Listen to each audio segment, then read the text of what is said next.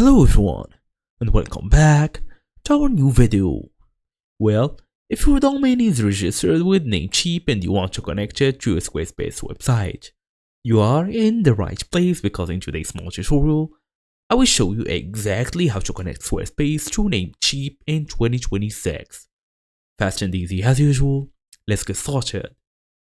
Well, first and first, we're gonna go all the way up on your device, make sure you are fully connected to the internet.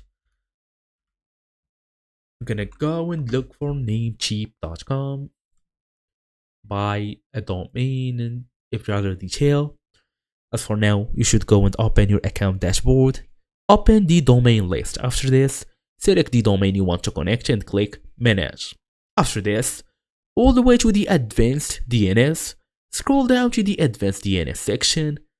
Then we're gonna go to look for Squarespace.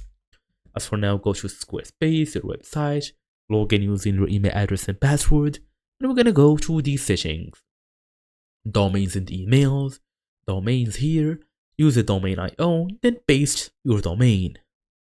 Copy the Squarespace DNS records. Squarespace will give you a records and the CNAME record. Then go and add the records in Namecheap. Pass the A records and CNAME exactly as shown.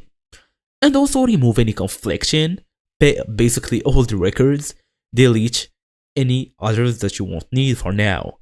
Then wait for the connection.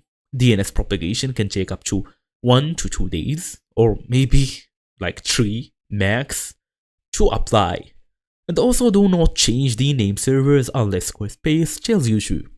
Keep the SSL enabled after the domain connects. You should also double check the spelling, since one typo can break the connection, and that's basically it. So thank you all for watching, and I will see you all in the next video.